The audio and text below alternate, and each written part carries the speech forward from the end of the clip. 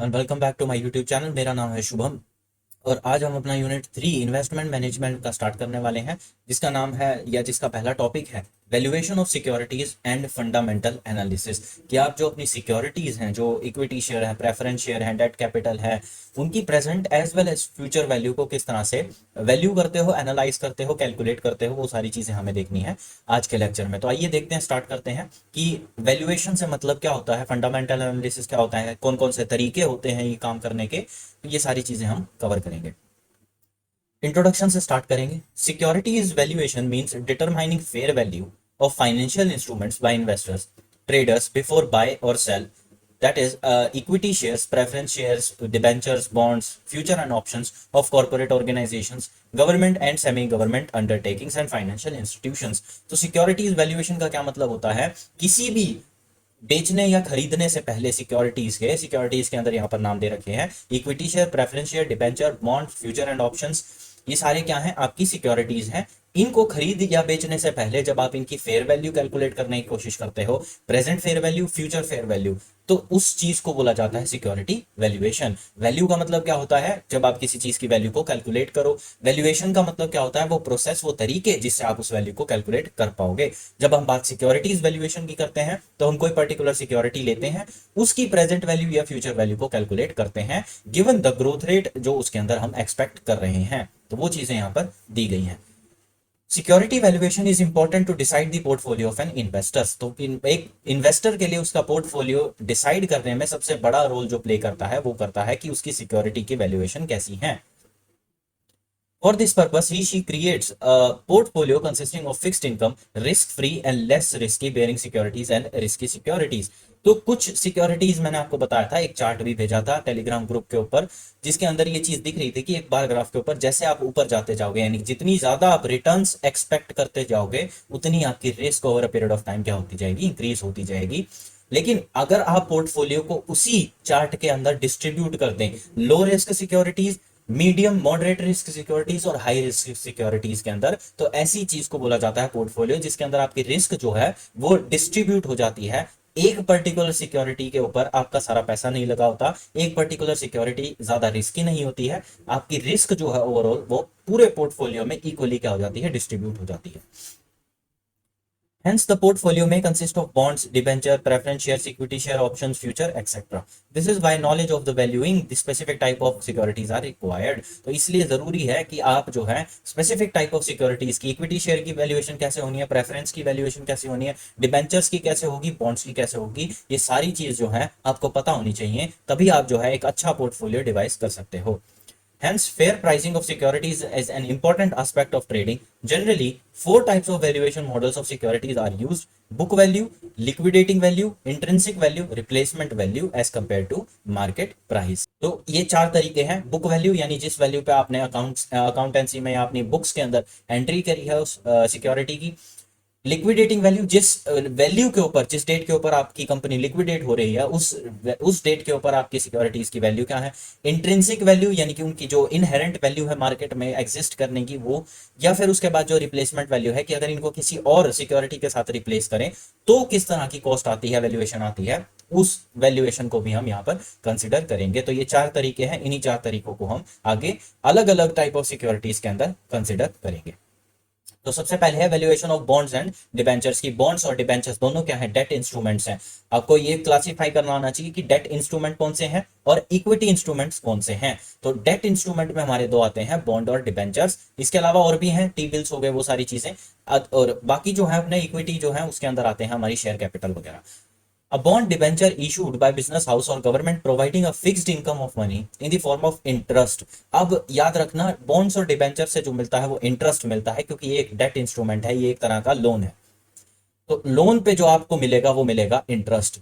Similarly अगर आप जो है सिक्योरिटीज में इक्विटी शेयर, प्रेफरेंस शेयर की बात करें तो वहां आपको मिलता है डिविडेंड, क्योंकि आपको एक प्रॉफिट का डिवाइडेड पार्ट मिल रहा है। आपको एक प्रॉफिट का जो भी कमाया है उसके अंदर से क्या मिल रहा है, एक अर्निंग का डिविडेंड यानी कि एक पोर्शन मिल रहा है, इसलिए उसका नाम बोला जाता है डिविडेंड। आई बात समझ में। डिबेंचर्स जो भी डेट इंस्ट्रूमेंट्स हैं, कोई भी डेट इंस्ट्रूमेंट होगा उसमें आपको मिलेगा क्या, चाहे वो कंपनी जो है डिपॉजिट हो उस तरह के, तो उसके अंदर आपको मिलते हैं interest.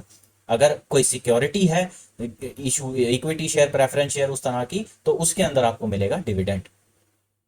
A bond is a bearer instrument so can be transferred without any transfer deed। तो एक bearer instrument है, यानी जो उसको bear कर रहा है, जिसके पास वो है, वो उसका इंस्ट्रूमेंट है। मान लीजिए कंपनी है, कंपनी ने एक बॉन्ड जो है इशू कर दिया कि भाई the bearer of this bond shall be entitled to this amount on the date of maturity and उससे पहले जो है उसको सर्टेन अमाउंट का क्या मिलता रहेगा, इंटरेस्ट मिलता रहेगा। Bonds issued by the government or semi-government bodies are transferred without, are called government or gilt-edge securities। तो गवर्नमेंट सिक्योरिटीज चाहे किसी भी तरह की हो, उनको बोला जाता है gilt-edge securities। These are risk-free assets।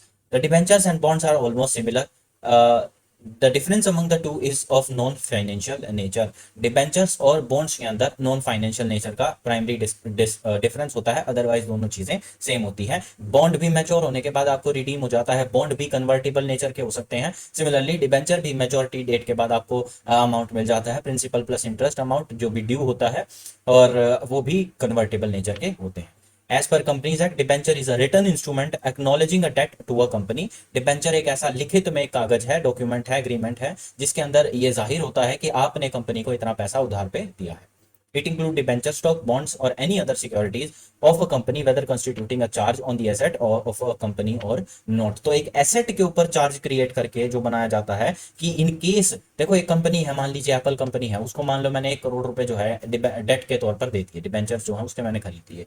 अब होता क्या है, एप्पल कंपनी किसी वजह से जो है मेरे 1 करोड़ देने में प्लस इंटरेस्ट वगैरह वो है डिफॉल्ट कर जाती है, तो मैं उसके ऊपर कानूनी कार्रवाई करूंगा कि भाई ये मेरा पैसा जो है इन्होंने लिया था, डेट इंस्ट्रूमेंट इन्होंने ये एग्रीमेंट साइन कर रखा है, ये देखिए, और बियरर है मेरे पास है, तो इनको बोलिए कि मेरा 1 करोड़ जो है मुझे वापस करे और इंटरेस्ट सूद समेत जो है मुझे वापस मिलना चाहिए, मैच्योरिटी हो गई है। कंपनी बोलती है सर हमारे पास पैसा नहीं है, तो जो कंपनी ने एग्रीमेंट के अंदर मेरे से पैसा लिया है तो उसके लिए कोलेटरल भी दी होती है कि अगर कंपनी के पास लिक्विड कैश नहीं है तो वो अपना कोई एसेट जो है वो इस डिबेंचर को पे करने के लिए चार्ज पे लगाएगा, और अगर ऐसा होता है कि कंपनी डिफॉल्ट करती है, उसके पास कैश नहीं है, तो वो एसेट को बेचकर या उसका कुछ पार्ट बेचकर उस डेट की जो है रिकवरी करवाई जाएगी। तो इसको बोलते हैं चार्ज ऑन एसेट। कि जब कंपनी एक जो है अपने कोई एसेट है, उसके पास कैपिटल एसेट है, उसको एक जो है कि भाई अगर कल को मैं पे ना कर पाऊं तो ये एसेट बेच के आप अपना डेट को रिकवर कर सकते हैं, उसको बोलते हैं चार्ज ऑन एन एसेट। उसके बाद आते हैं टर्मिनोलॉजी, यानी कौन कौन से शब्द इसके अंदर इस्तेमाल होते हैं। पार वैल्यू, पार वैल्यू क्या होती है, जिस वैल्यू के ऊपर, फेस वैल्यू भी बोलते हैं इसको, जिस वैल्यू के ऊपर कंपनी उस चीज को इशू करती है, लॉन्च करती है, उस चीज को बोलते हैं पार वैल्यू। ये आपने 12th में भी पढ़ी होंगी कि share is issued on par value. Par value का मतलब है जिस उसके ऊपर कोई प्रीमियम, कोई डिस्काउंट किसी तरह के, जिस कीमत पर वो जो है शेयर इशू किया गया है, एग्जैक्टली उसी कीमत के ऊपर उसको खरीदा जाएगा। मान लो एक शेयर है 10 रुपए का, इशूड एट पार वैल्यू लिखा है, तो इसका मतलब वो 10 रुपए का ही खरीदा जाएगा। अगर एक शेयर है 10 रुपए का, उसके ऊपर लिखा है issued at a premium of 2 rupees, तो यानी कि वो शेयर 12 रुपए का खरीदा जाएगा। अगर लिखा है a share of ₹10 issued at a discount of 2 rupees, तो मतलब वो शेयर 8 रुपए का खरीदा जाएगा। A share of ₹10 issued at par value का मतलब है वो जितने पे इशू किया गया है उतने पे ही खरीदा जाएगा। आई होप आपको ये चीज समझ में आ गई है। पार वैल्यू क्या होता है, जिस डेट के ऊपर इशू किया गया है वो जिस अमाउंट के ऊपर वो इशू किया गया है, एग्जैक्टली उसी अमाउंट के ऊपर अगर आप खरीद सको, उसको बोलते हैं par value. Par value is the amount at which firm sold the bond to investor and repay the same on the date of maturity. तो ये चीज जो है।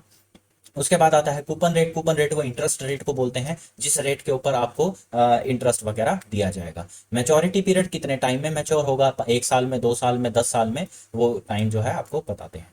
तो देखो ये लिखा हुआ है कि the maturity can be for long period, the maturity period may range from 1 year to 10 years. तो वो चीज यहाँ पर दी है। करंट यील्ड क्या होता है, करंट यील्ड जो आपको करंट फाइनेंशियल ईयर के अंदर रिटर्न्स मिल रही हैं। यील्ड का मतलब होता है कितना वो जो है उपज दे रहा है, यानी कितना आपको रिटर्न्स दे रहा है। It is the annual earning income which may be in the form of dividend और interest in case of debt securities expressed in percentage on the current market price. तो जैसे मान लो लिखा हुआ है कि भाई dividend is issued at 10% of the market value of share, यानी मार्केट वैल्यू अगर 10 रुपए 100 रुपए है तो उसके ऊपर पर शेयर जो है 10 रुपए जो है डिविडेंड दिया जाएगा। तो परसेंटेज फॉर्म के अंदर आपको यहाँ पर दिया रहता है।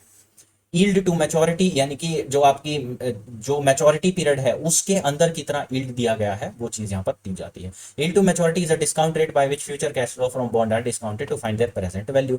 जिस रेट के ऊपर वो ये सेम चीज है यील्ड टू मैच्योरिटी जिसको आप डिस्काउंटिंग भी पढ़ रहे थे कि आपके पास फ्यूचर वैल्यू गिवन है कितना आपको जो है मिलने वाला है, उसके बेसिस पर माइनस करते रहो कंपाउंडेड इंटरेस्ट उसके साथ हर साल नेगेटिव टर्म्स के अंदर, तो आपको प्रेजेंट वैल्यू पता चल जाएगी किस हिसाब की मेरे को मतलब मैच्योरिटी पे जो अमाउंट मिला है उसके बेसिस पर मैं ये निकाल लूंगा कि मुझे हर साल कितना कितना यील्ड मिलता रहा है। तो ये एजम्पशंस हैं कुछ यील्ड टू मैच्योरिटी की। Investor is holding the bond in maturity, भाई एक आदमी है जब तक वो मैच्योरिटी तक जब तक वो सिक्योरिटी होल्ड नहीं कर रहा तब तक वो यील्ड कैलकुलेट कैसे करेगा। उसको ये यील्ड टू मैच्योरिटी कैलकुलेट करने का तरीका ही यही है कि भाई मैच्योरिटी पे जो अमाउंट है वो आपको पता होना चाहिए, वो पता होगा तो आप उसके अंदर से हर साल जो जो आपको यील्ड परसेंटेज फॉर्म के अंदर मिलती रही है वो अगर नेगेटिव माइनस करते रहो तो आपको उसकी प्रेजेंट वैल्यू जो है पता चल जाएगी। तो मैच्योरिटी तक होल्ड करना जरूरी है, ये एक assumption है। The interim coupon rate is री invested at the YTM rate, तो जो इंटरिम जो हर साल आपको इंटरेस्ट रेट मिलता रहा है वो आपने री इन्वेस्ट कर दिया है यील्ड टू मैच्योरिटी रेट के ऊपर, जिससे उसका अफेक्ट जो है वो काउंटर होता रहे अपने आप के अंदर। तो ये चीज डिस्काउंटिंग की टेक्निक्स हैं, ये और डिटेल के अंदर हम पोर्टफोलियो में शायद पढ़ेंगे। अभी के लिए इतना याद रख लो, जैसे फ्यूचर वैल्यू हमें पता है, हम उसके अंदर से जो इंटरेस्ट है को क्या होता है ना, डिस्काउंटिंग टेक्निक और कंपाउंडिंग दोनों आपस के ऑलमोस्ट ऑपोजिट होते हैं। कंपाउंडिंग क्या है कि आपको 100 रुपए आज आज आपके पास 100 रुपए हैं, आपको बोला जाता है कि भाई हर साल जो है कंपाउंडेड तेरे को 10% का इसके ऊपर क्या मिलेगा, इंटरेस्ट रेट मिलेगा। तो अब क्या है, ईयर वन के एंड के अंदर आपके पास वो 100 रुपए कितने हो जाएंगे, 110 रुपए। अब 110 रुपए का आगे कितना लगने वाला है, 10%। तो इस तरह से आपकी वैल्यू जो है वो इंटरेस्ट प्लस प्रिंसिपल मिलकर आपकी जो सब्सिक्वेंट ईयर है उसके अंदर प्रिंसिपल अमाउंट बन जाता है। यानी कि ईयर जीरो में जो आपका प्रिंसिपल है, ईयर जीरो का इंटरेस्ट अगले साल का प्रिंसिपल अमाउंट बन जाएगा। सिमिलरली प्रिंसिपल अमाउंट जैसे 100 रुपए, उस साल का इंटरेस्ट 10 रुपए, 110। ईयर जीरो के एंड में आपको कितने मिल गए, 110 रुपए। ईयर वन का प्रिंसिपल कितना बन जाएगा, 110 रुपए, उसके ऊपर फिर 10% मिलेगा। तो इस तरह से आपका जो है कंपाउंडिंग टेक्निक चलती रहती है। तो अगर मैं कहूं आपको कि भाई आपको 5 साल के एंड के अंदर जो है 150 रुपए मिलेंगे, तो और आपके पास 10% कंपाउंड जो है इंटरेस्ट रेट था कंपाउंडेड एनुअली, तो आप मुझे प्रेजेंट वैल्यू निकाल के दिखाओ कि इसकी प्रेजेंट वैल्यू कितनी होने वाली है। जब आप फ्यूचर वैल्यू के बेस में से 10% हर साल माइनस माइनस करते रहोगे तो आपको जो वैल्यू मिल जाएगी 5 साल के एंड के अंदर, तो वो चीज आपकी हो जाएगी प्रेजेंट वैल्यू। इस चीज को बोलते हैं डिस्काउंटिंग टेक्निक। तो ए से जेड जाना इस जो है आपका कंपाउंडिंग करना, कि ए बी सी डी जो नॉर्मल रेगुलर सीरीज है उसको फॉलो करते रहना, that is your compounding technique. Z से ए पर आना, that is your discounting technique. No default in payment of coupon और मैच्योरिटी वैल्यू, कोई डिफॉल्ट नहीं किया है कंपनी ने कि वो जो इंटरेस्ट है आपका डिसाइड करने में उसमें कोई भी डिफॉल्ट नहीं है। Yield to maturity depends upon time value of money. That means rupee received today is more value than rupee received tomorrow. तो yield to maturity किस पे डिपेंड करता है, टाइम वैल्यू ऑफ मनी के ऊपर, क्योंकि मैच्योरिटी क्या है, एक टाइम पीरियड ही तो है। टाइम को अगर आप फैक्टर इन नहीं करोगे, इसीलिए वो उसमें चीज लिखी हुई थी कि इंटरिम कूपन रेट इज री इन्वेस्टेड एट वाईटीएम रेट, यानी कि जो आप जिस चीज से डिस्काउंट कर रहे हो ना वही सेम इंटरेस्ट जो नेक्स्ट साल है एक्चुअली क्या किया गया है, री इन्वेस्ट किया गया है कंपाउंडिंग टेक्निक के अंदर। यानी कि जब आपको 100 रुपए थे आपके पास और जब आपने उसको 110 कर लिया था साल के एंड में, तो आपने वो 10 रुपए निकालने नहीं थे, आपने वो 10 रुपए उसके अंदर ही रखे थे और वो अगले साल 110 रुपए इन्वेस्ट किए गए थे। समझे मेरी बात को, इस चीज को बोलते हैं। और जब आप इसको उल्टे दिशा में देखेंगे तो इस चीज को इस तरह से लिखा जाता है, इंटरिम कूपन रेट को री इन्वेस्ट किया गया है। समझे मेरी बात को, तो यही चीज यहाँ पर लिखी हुई है कि टाइम वैल्यू ऑफ मनी एक बहुत बड़ा फैक्टर है और उसको काउंटर करने के लिए ही री इन्वेस्टमेंट जैसी चीजें बनाई गई हैं। तो फ्यूचर वैल्यू क्या है, प्रेजेंट वैल्यू, उसके अंदर इंटरेस्ट रेट को ऐड कर दोगे और कितने नंबर ऑफ ईयर्स के लिए वो मिला है उस चीज को भी स्क्वायर मतलब जो है पावर में दे दोगे, एक्सपोनेंशियल फॉर्म के अंदर दे दोगे। तो यहाँ पर ये दे रखा है future value is equal to present value 1 plus interest rate, और ऊपर जो है एक्सपोनेंशियली क्या लिखा है, टी, यानी कि टाइम पीरियड। जैसे if 100 rupees are put in saving bank account at 12% for 1 year, the future value of money will be 100 1 plus 0.12। एक साल के लिए है तो इसलिए एक्सपोनेंशियल जो है उसको लगाया नहीं है, तो इस तरह से 112 रुपए आपको एक साल के अंदर मिल जाएंगे। सिमिलरली अगर 2 साल के लिए किया होता तो यहां पर लगा देते 2, तो हम क्या करते 100 गुना 1.12 का होल स्क्वायर, तो 1.12 का जो है मल्टीप्लाई कर देंगे 1.12 से और 100, तो आपको मिल जाएंगे, ये कुछ गलत फिगर आ गया बट एनी हाउ आप चीज जो है समझ गए, तो वो चीज यहां पर बताई गई है। तो present value of money can be calculated by reversing the formula. अब देखो यहाँ पर आप ये चीज याद रखना, यहाँ पर फ्यूचर वैल्यू निकाल लिया, अब हमें क्या निकालना है बोला इसको, इस फॉर्मूले को रिवर्स कर दोगे तो क्या निकल के आ जाएगा, प्रेजेंट वैल्यू। तो प्रेजेंट वैल्यू क्या है, प्रेजेंट वैल्यू मल्टीप्लाइड बाय जो है 1 plus interest rate T, minus कर दो उसके अंदर से फ्यूचर वैल्यू। तो ये चीज यहाँ पर दे दी है, present value is equal to future value multiplied divided by 1 plus interest rate वगैरह। तो मल्टीप्लाई करोगे प्रेजेंट वैल्यू को इंटरेस्ट से तो आपको निकल के आएगा फ्यूचर, अगर आप उसको फ्यूचर से डिवाइड कर दोगे इंटरेस्ट रेट को तो आपको निकल के आएगा क्या, प्रेजेंट वैल्यू। ये चीज आपको यहाँ पर बताई गई है। खैर उसके बाद चलते हैं की points to understand bond value behaviour. कुछ बॉन्ड वैल्यू बिहेवियर को जो है देखने के लिए जो है कुछ की पॉइंट्स बताए हैं कि किस तरह से उसका बिहेवियर जो है डिसाइड किया जाता है। तो required rate of return and bond value, bond की वैल्यू कितनी है और कितना रेट ऑफ इंटरेस्ट आप रिक्वायरमेंट है या आप एक्सपेक्ट कर रहे हो, ये चीज आपको देखनी है। Interest rate is equal to required rate of return, then bond the value of bond is equal to par value. जब आपका इंटरेस्ट रेट बराबर है आपकी एक्सपेक्टेड या required rate of interest rate of return से, तो बॉन्ड वैल्यू जो है एट पार मानी जाएगी। जब आपका इंटरेस्ट रेट ज्यादा है रिक्वायर्ड रेट ऑफ इंटरेस्ट से, तो उसको माना जाएगा कि मोर देन पार वैल्यू या एट प्रीमियम। जब आपका इंटरेस्ट रेट जो आपको मिल रहा है वो रिक्वायर्ड या एक्सपेक्टेड रेट ऑफ रिटर्न से कम है, तो उसको माना जाएगा लेस देन पार वैल्यू या डिस्काउंटेड या डी वैल्यूड या जो है अंडर वैल्यूड। तो उस तरह से आप यहाँ पर चीजें समझ सकते हैं। Time to maturity and bond value, time to maturity की भाई टाइम मैच्योरिटी में कितना है उसके हिसाब से बॉन्ड वैल्यू किस तरह से जो है उसका बिहेवियर डिटरमाइन होगा, वो चीज बताई गई है। When interest rate is equal to required then change in time period value and change in time period value of bond is equal to par value. तो इसके अंदर एक फैक्टर और ऐड कर दिया है। ऊपर क्या था कि भाई जितना आपको मिला है एक्चुअली वो अगर आपकी एक्सपेक्टेशंस के बराबर है तो वो पार वैल्यू पे माना जाएगा। आपको एक्चुअली जितना डिविडेंड या इंटरेस्ट मिला है वो अगर आपकी एक्सपेक्टेशन से ज्यादा है तो उसको मोर देन पार वैल्यू बोला जाएगा। इसके अंदर एक चीज और ऐड कर दी कि भाई अगर आपका जो आपको एक्चुअल रेट ऑफ रिटर्न मिला है वो आपके एक्सपेक्टेड रेट ऑफ रिटर्न से बराबर है और उतने ही पीरियड में मिला है जितना आपने सोचा था। जैसे मान लीजिए आपने 100 रुपए आज इन्वेस्ट करे हैं एक साल के लिए, इस उम्मीद पर कि मेरे को साल के एंड के अंदर 110 रुपए मिल जाएंगे। तो अगर आपको एक साल के एंड के अंदर 110 रुपए मिल जाते हैं तो उस बॉन्ड वैल्यू को बोला जाएगा पार वैल्यू। यानी कि एक साल का टाइम पीरियड भी था, पहले सिर्फ था कि भाई एक्सपेक्ट कितना किया था, मिला कितना। 100 रुपए एक्सपेक्ट करे थे, 100 रुपए डाले थे, 110 एक्सपेक्ट करे थे, 110 मिल गए। टाइम का कोई जिक्र नहीं है कब मिले, यहां पर टाइम भी डाल दिया है कि 100 रुपए डाले थे, 110 एक्सपेक्ट करे थे साल के एंड में, साल के एंड के अंदर 110 रुपए मिल गए तो इसको बोला जाएगा पार वैल्यू।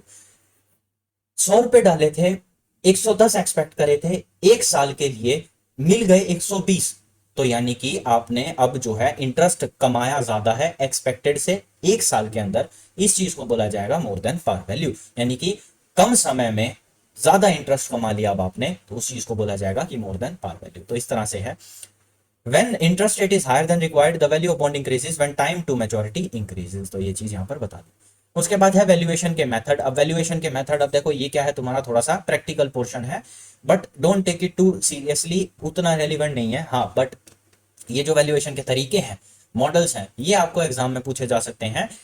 प्रैक्टिकल क्वेश्चन आने के ज्यादा उम्मीद नहीं है, चांसेस होते भी नहीं है। तो लेकिन आपसे डायरेक्टली पूछा जाएगा कि वैल्यूएशन मॉडल्स के बारे में जरा जो है विस्तार में लिखिए, तो तब आपको ये चीजें लिखनी पड़ेगी। तो सबसे पहले रिडीमेबल बॉन्ड्स की बात करी है, वो बॉन्ड्स जो रिडीम किए जा सकते हैं, यानी मैच्योरिटी के आने के बाद उनकी पूरी वैल्यू जो है आपको मिल सकती है। These bonds are repayable by the issuer after a fixed period of time। यानी कि मान लो एक बॉन्ड है जो 2 साल के लिए जो है आपने इशू करा है, कंपनी इशू करती है, खरीद जो है जो जिस आदमी के पास होते हैं उसको क्या बोलते हैं, बियरर बोलते हैं। जब कंपनी इशू करती है तो कंपनी बोलती है कि 2 साल बाद आप इस बॉन्ड के पूरे पैसे ले लेना, इंटरेस्ट हम आपको हर साल पहुंचाते रहेंगे। 2 साल हो जाता है, कंपनी उसको पैसे को वापस कर देती है, उस साल का भी जो इंटरेस्ट ड्यू होता है वो भी आपको दे देती है। तो इसको बोलते हैं रिडीमेबल। यानी कि एक गिवन पीरियड ऑफ टाइम के लिए या जिस बॉन्ड की जो मैच्योरिटी टाइम थी उस टाइम के बाद अगर वो बॉन्ड पूरा का पूरा रीपे हो रहा है तो उसको बोलते हैं रिडीमेबल। रिडीमेबल का मतलब टेक्निकली होता है रीपेबल, कि एक पॉइंट के बाद वो आपको वापस मिल जाएगा। The value of this bond is the present value of future cash inflows. Future में कितना मिलने वाला है वो डिटरमाइन करता है कि प्रेजेंट वैल्यू कितनी है। ये इंपॉर्टेंट बात है, याद रखना इसको। The value of these bonds is the present value of future cash inflows. भविष्य में, यानी कि मान लो एक बॉन्ड है जो आपको 2 साल बाद रीपेबल होने वाला है विद इंटरेस्ट, तो उस 2 साल बाद मिलने वाले फ्यूचर कैश इनफ्लो की जब आप प्रेजेंट वैल्यू कैलकुलेट कर लोगे तो वो प्रेजेंट वैल्यू बॉन्ड की क्या बन जाएगी, वैल्यू बन जाएगी। यानी कि बॉन्ड का वैल्यूएशन होता फ्यूचर कैश इनफ्लोज के बेसिस पे है, लेकिन निकालते क्या है, प्रेजेंट वैल्यू। तो ये चीज यहाँ पर बताई गई है। Periodical interest payment and par value at maturity paid by issue till their maturity. ये फॉर्मूला है वैल्यू ऑफ डेट या बॉन्ड, वीडी। यूजुअली बॉन्ड्स के लिए भी डी यूज होता है। देखो क्या है, जहां पर वैल्यू ऑफ ई लिखा हो तो वैल्यू ऑफ इक्विटी मान लीजिएगा, वी के लिखा हो तो value of capital, cost of capital वगैरह मान लीजिएगा। इस तरह से जो है ये टर्मिनोलॉजी जो है वो साथ साथ करते जाएंगे तो बताता रहूंगा। वीडी का मतलब क्या है, वैल्यू ऑफ डेट या बॉन्ड। डेट और बॉन्ड को एक तरह से ही लेना, अलग अलग मत कर देना।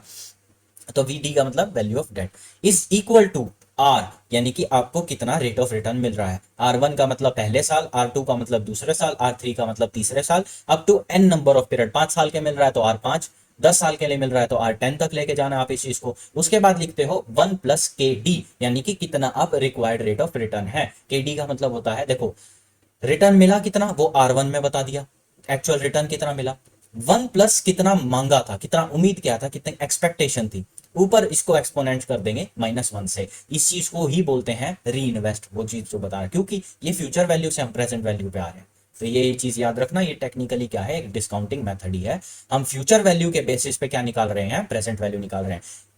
पहले साल कितना रेट ऑफ रिटर्न मिला उसको गुना कर दो 1 प्लस कितना आपने उम्मीद करी थी उससे, यानी कि एक्सपेक्टेड रेट ऑफ रिटर्न से। उसके उसको जो है एक्सपोनेंशियल जो है पावर दो -1 की, यानी कि उस साल का जो है मतलब -1 का टेक्निकली क्या मतलब होता है, डिवाइड करना। बहुत सीधी सी बात है, इस चीज को आप याद रखो। ये देखो जब पावर माइनस में होना तो उसका यही मतलब होता है। देखो मान लो कोई चीज लिखी है यहाँ पर R1, जैसे ये R1 लिखा है, इस पे लिखा है 1 प्लस के डी माइनस जो है 1। इस चीज को मैथमेटिकली रिप्रेजेंट किया जा सकता है R1 डिवाइडेड बाय 1 प्लस के।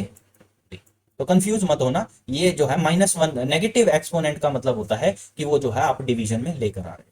+1 तो ऊपर ही रहता है, +1 को चेंज नहीं करना। -1 अगर जहां पर पावर हो कोई भी, उसको जो है डिवीजन में मैथमेटिकली रिप्रेजेंट किया जा सकता है। और क्योंकि ये डिस्काउंटिंग फैक्टर है तो आपको पता है कि डिस्काउंटिंग के अंदर इंटरेस्ट रेट को क्या किया जाता है, रिवर्स किया जाता है।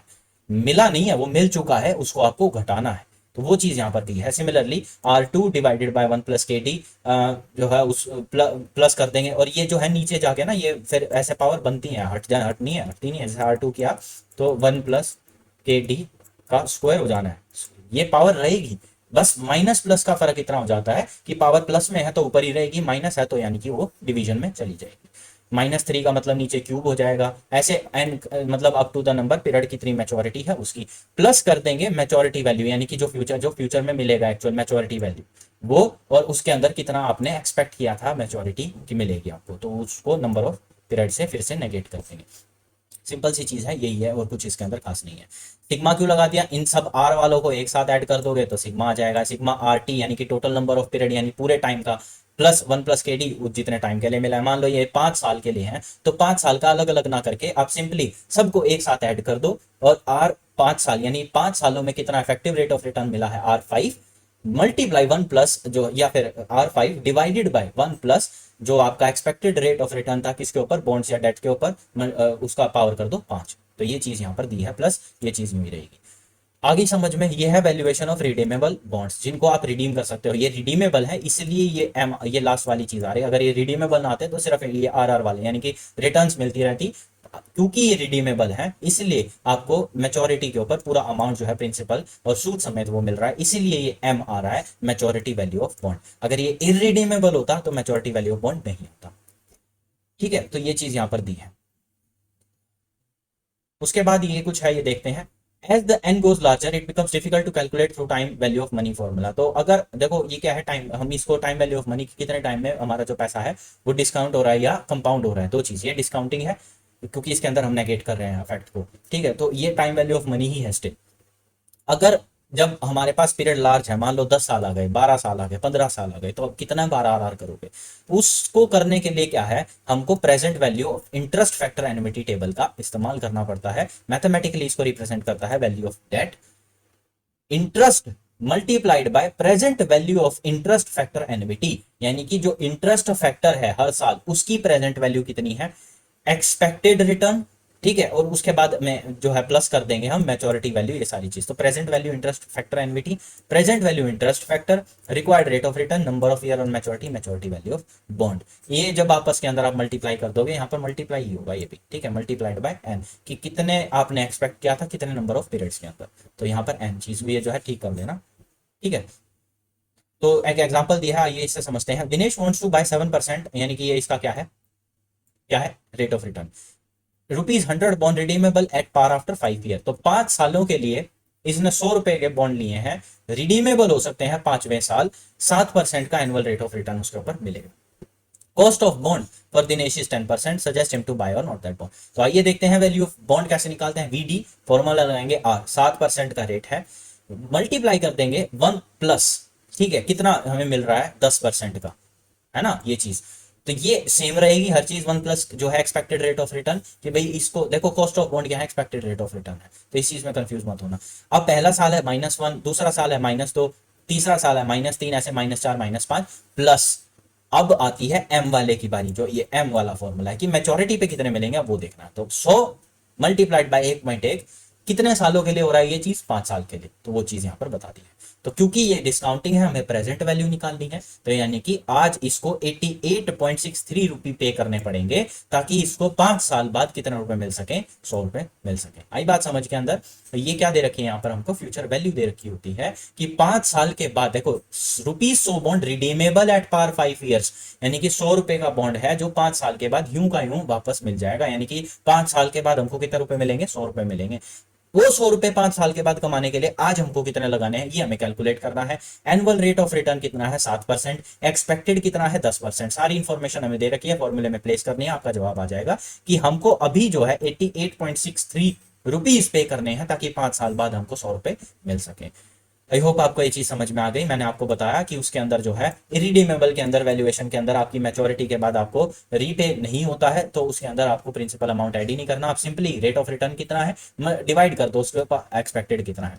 XYZ has issued 14% perpetual bond of 1000 each, तो ये कितना है जो है रेट ऑफ रिटर्न एक्चुअल, ये क्या है, वैल्यू है। Determine the value of bond if cost of debt is 15%, expected कितना है 15%, तो हर साल मिल कितना रहा है, जो है आर कितना होगा हमारा, 1000 का 14%, 1000 का 14% कितना हो गया, 140 रुपए। तो 140 रुपए हमें मिल रहे हैं, हमारा एक्सपेक्टेड कितना है 0.15, यानी कि हमको 140 रुपए मिल रहे हैं, हम कितना उम्मीद कर रहे हैं 15% की, तो हमें जो है 933 रुपए अगर हम लगाएंगे, तो इस 14% के इंटरेस्ट रेट के बाद हमको कितना जो है 1000 रुपए मिल जाएंगे। तो ये है आपका इरिडीमेबल वाला सिस्टम, इसके अंदर एम निकालने की जरूरत नहीं है, सिर्फ आर जो है आपको कैलकुलेट करने हैं।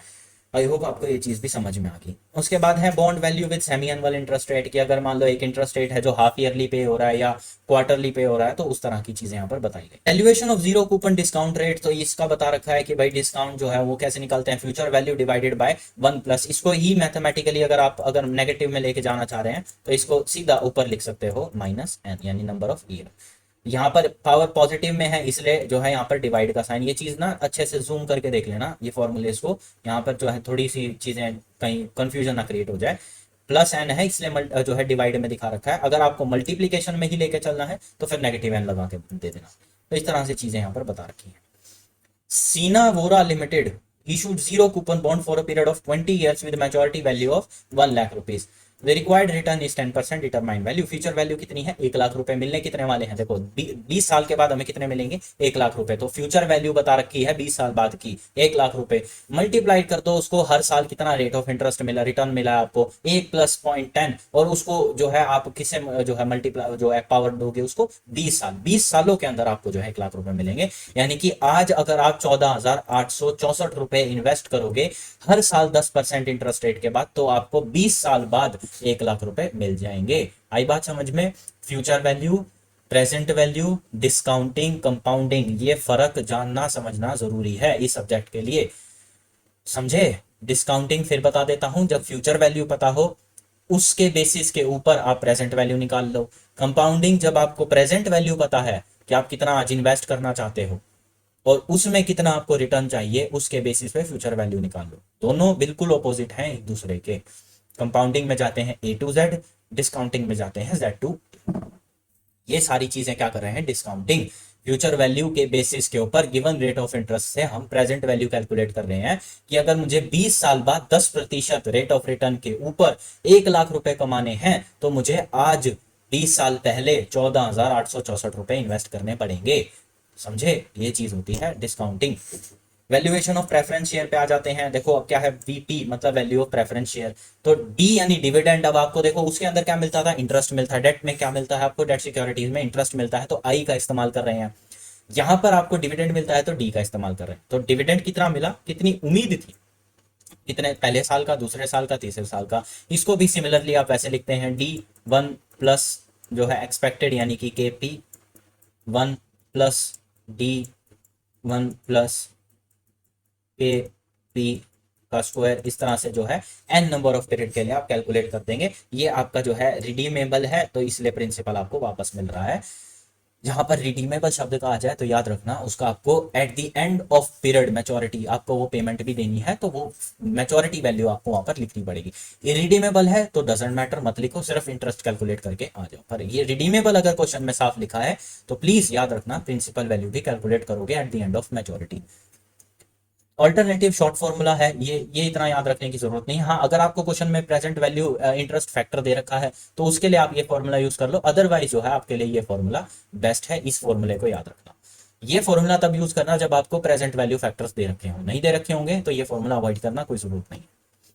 तो ये यहाँ पे आपको बता रखा है XY लिमिटेड इशूड 7%। अब 7% देखो प्रेफरेंस शेयर के अंदर याद रखना, प्रेफरेंस शेयर के अंदर इकलौता राइट क्या होता है, आपको इंटरेस्ट जो है, डिविडेंड जो है वो आपका फिक्स्ड रहता है, हर साल 7% मिलेगा ही मिलेगा। Of ₹10,000 as face value repayable after 5 years. तो 5 साल के बाद रिपेबल है यानी रिडीमेबल है, तो यानी कि आपको 5 साल के बाद इसकी मैच्योरिटी वैल्यू भी निकालनी पड़ेगी। From the date of issue determine the value of share 8% is the minimum required. तो आपको KP पता है, देखो आपको क्या है, आपको D पता है, आपको इसकी वैल्यू पता है, आपको इसका N पता है, और आपको जो है इसका KP पता है। तो क्या फॉर्मूले में नहीं लगा सकते, लगाते रहो। तो हमारे पास D है, 7% किसका, देखो 10,000 का 7%, 700 रुपये हो गया, तो यहाँ पे आ गया।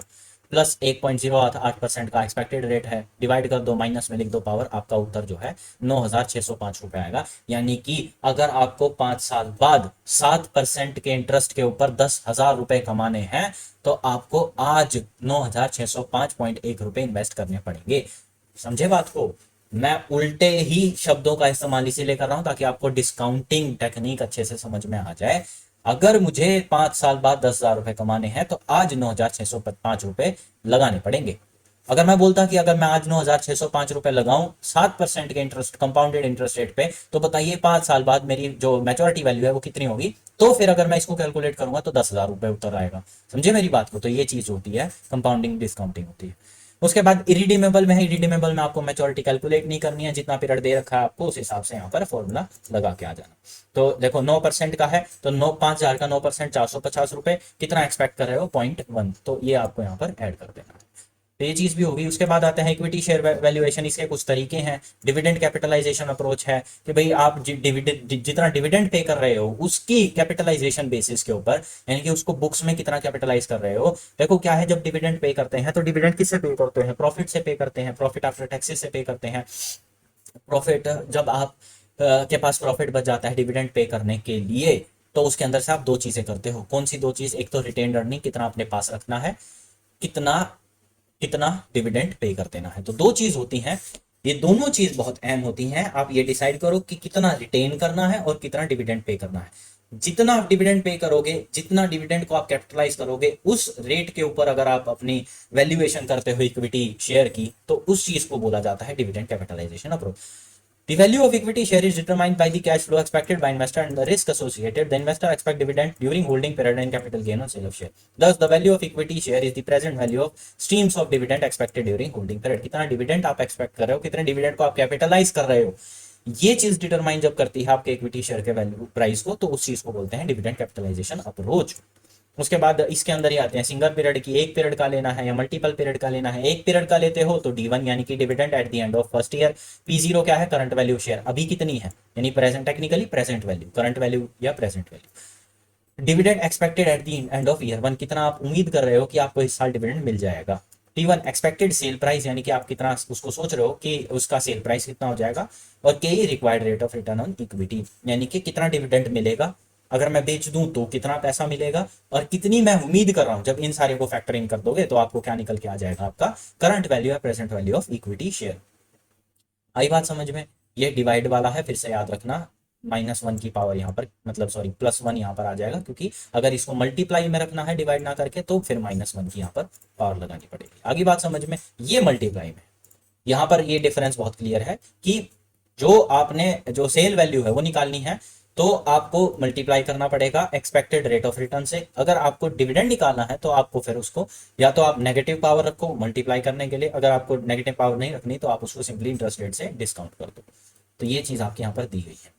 एन पीरियड यानी कि ज्यादा पीरियड की है, ये तो एक पीरियड की बताई ना, सिंगल पीरियड की, तो सिंगल पीरियड यानी 1 साल की। अगर आपको 1 से ज्यादा की करनी है तो सिंपली इस चीज को एक्सटेंड करते रहो जब तक करनी है, ये तो सेम ही रहेगी, ये चेंज नहीं होगी, क्योंकि आप शेयर एक ही बार बेच दोगे। अगर आपने पहले ही साल में बेच दिया तो फिर आगे वाली उसकी डिविडेंड कैसे लोगे? डिविडेंड तो आप तभी लेते रहोगे ना जब तक आप उसको बेच नहीं दोगे। तो मान लो मैं 5 साल के लिए ये चीज करता हूं, तो मैं D1 + D2, मतलब ये सारी चीजें मल्टीप्लाई में D1 + D2 + D3 + D4 D5 या सिग्मा D5 और multiplied by 1 multiplied by 1 + KE की पावर -5, और उसके अंदर फिर मैं ऐड कर दूंगा क्या, P5 1 + K5 जो है, या जो अपनी एक्सपेक्टेड रेट ऑफ रिटर्न है, और मल्टीप्लाई उसको पावर दे दूंगा 5 की। आई बात समझ में? 5 सालों के लिए इस तरह से किया जाएगा, या तो अलग अलग कर लो या फिर सिग्मा D5 जो है डिवाइडेड बाय 1 + KE की पावर 5, या sigma D5 multiplied by 1 + KE की पावर -5 प्लस P1। तो ये चीज आपको यहाँ पर आ जाएगी। ये प्लस जो है ना, थोड़ा यहाँ पर इसको नीचे कर दो,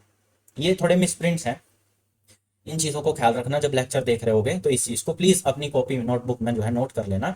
वो थोड़ा एन के ऊपर लिखा गया प्लस, बट अदरवाइज वो नीचे आना है प्लस भी, ये अलग चीज़ है, ये ऐड होगी बात के अंदर।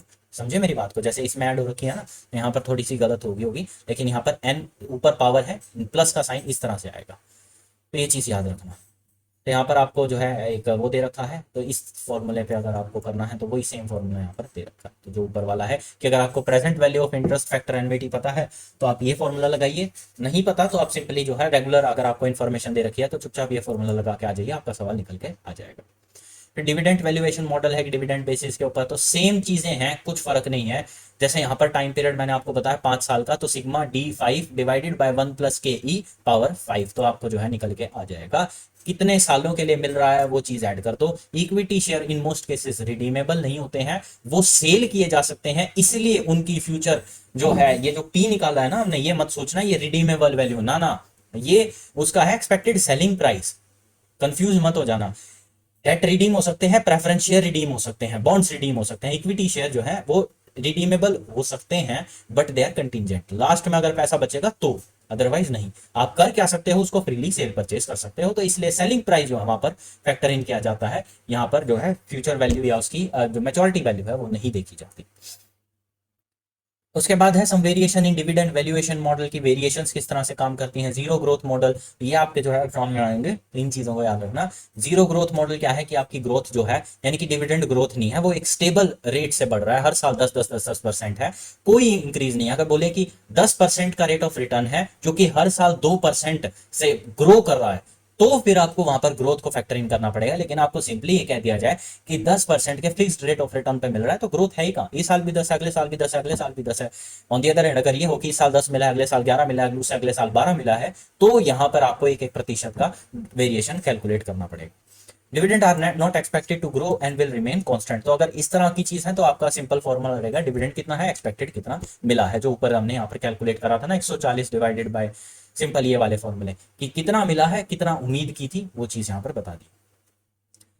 ठीक है, उसके बाद आते हैं कांस्टेंट ग्रोथ मॉडल की, हर साल एक कांस्टेंट रेट ऑफ ग्रोथ है। तो उसका भी बहुत सिंपल तरीका है। देखो, ये स्लैश का मतलब क्या होता है, D divided by KE, growth नहीं है यहाँ पर, है ना, कि कितना हमें मिला है, कितनी हमें उम्मीद थी। अगर मैं इसके अंदर ग्रोथ रेट भी डाल दूं कि इतना % ग्रोथ हर साल करेगा, तो सिंपली मुझे इसके अंदर माइनस कर देना है ग्रोथ रेट को, बात ही खत्म। यानी कि D divided by K minus G। जब मैं ये चीज कर दूंगा तो मेरा ग्रोथ रेट फैक्टर हो जाएगा, यानी कांस्टेंट ग्रोथ के ऊपर चीजें बढ़ रही हैं। इसी चीज को यहाँ पर इन्होंने और तरीके से रिप्रेजेंट कर रखा है कि जो है D1 क्या है, dividend at the end of year one. अगर आपको dividend at the end of year one दे रखा है तो आप D1 यूज करेंगे। अगर आपको ये बता रखा है कि डिविडेंड कितना मिला था तो आप D0 यूज करेंगे। समझे मेरी बात को? तो D0 यानी कि dividend at the beginning of the year, यानी कि 1 अप्रैल अगर मान लो फाइनेंशियल ईयर से लूं, D1 होता है 31 मार्च ऑफ नेक्स्ट ईयर, वो चीज की at the end of year closing date पे आपको क्या डिविडेंड मिलेगा। D0 होता है बिगिनिंग ऑफ ईयर में, क्या यानी पिछले साल का कितना डिविडेंड आपको मिला है। तो उसके अंदर तो ग्रोथ रेट ऐड कर दोगे, एक्सपेक्टेड में से माइनस कर दोगे। तो अगर मान लो ये D1 है तो ऊपर आएगा, D0 है तो मैं सिंपली इसके अंदर 1 प्लस G कर दूंगा। तो ये फॉर्मूला आपका बन जाना है कांस्टेंट ग्रोथ मॉडल का। तो यहां पर दे रखा है, देखो री and company pay dividend 3 as last year dividend D0 दे रखा है, देख रहे हो, and is expected to grow 5%, G दे दिया। देखो लास्ट ईयर्स डिविडेंड है ना, तो अगर ये नहीं कहा इन्होंने कि पेड अ डिविडेंड, रियान को विल पे अ डिविडेंड या हैज डिक्लेयर्ड डिविडेंड जब लिखा होता तो D1 होता। नहीं डिक्लेयर किया है, पे नहीं किया, या विल पे कि भाई पे करेंगे, तो वो आता है D1। अब लिखा है paid the dividend last year, पिछले साल का, यानी क्लोजिंग डेट पे दे चुके हैं ₹3 का, तो D0। G कितना है 5% for ever. Compute the value of assuming the, जो हमें एक्सपेक्टेड रेट ऑफ, यानी कि E कितना दे रखा है 16%, तो 16 माइनस 5 ये तो आ जाएगा हमारा ये नीचे वाली चीज। और हमें चूंकि D1 ना देके D0 दे रखा है तो D0 मल्टीप्लाइड बाय 1 प्लस 5%। तो ये आ गया आपका, देखो D0 कितना है 3, 1 प्लस 0.05 क्योंकि 5% है, 5 डिवाइडेड बाय 100 तो 0.5, इसको डिवाइड कर देंगे 0.16 माइनस 0.05, तो आपका उत्तर निकल के आ जाएगा 28.23। ये चीज भी आपको, ये है कांस्टेंट ग्रोथ की हर साल कांस्टेंट ग्रोथ। अब आता है वेरिएबल, यानी कि हर साल अलग अलग रेट पे, एक साल 5% बढ़ा, दूसरे साल 10% बढ़ा, अगले साल 7% बढ़ा, इस तरह की चीजें हैं। तो ये हम अपने अगले लेक्चर में करेंगे, आज आप इतना ही कर लो, ज़्यादा लंबा हो जाएगा फिर, क्योंकि ये टॉपिक भी तो हम अपने अगले लेक्चर के अंदर इस चीज़ को कवर कर लेंगे, तो आपका ये जो है टॉपिक भी पूरा हो जाएगा। आई होप आपको इतनी चीज़ समझ में आ गई है। देखो बस इतना डिफरेंस याद रखना कि हमें कब प्रेजेंट वैल्यू निकालनी है और कब फ्यूचर वैल्यू निकालनी है, ये दो चीज़ अगर आपको याद रह जाएंगी और क्या गिवन है तो आपको बहुत आसान हो जाएगा। एक भी सवाल ऐसा नहीं था जो आप ना कर सको, बहुत इजीली इन चीज़ों को आप पेपर में कैलकुलेट करके आ पाओगे अगर आपको आए तो। अदरवाइज इनके थ्योरेटिकल क्वेश्चंस आते हैं कि ये मॉडल समझा दो, वो मॉडल समझा दो, जीरो कांस्टेंट जो है, जीरो ग्रोथ रेट मॉडल कौन सा है, कांस्टेंट ग्रोथ रेट मॉडल कौन सा है, वेरिएबल कौन सा है। तो इस तरह की अगर चीज़ें आएंगी उसके अंदर आप इस तरह के एग्जाम्पल दे दोगे तो बहुत बढ़िया है, नहीं दोगे तो कोई फर्क नहीं पड़ रहा है, ज़्यादा कुछ आपके लिए इतना मैटर नहीं करता। ये हम कल करेंगे, आज के लिए इतना ही बहुत है। आप अपना आराम से पढ़ते रहिए, सिलेबस आपका पूरा हो जाएगा। चलिए मिलते हैं अपने अगले लेक्चर में, तब तक ख्याल रखिए, धन्यवाद।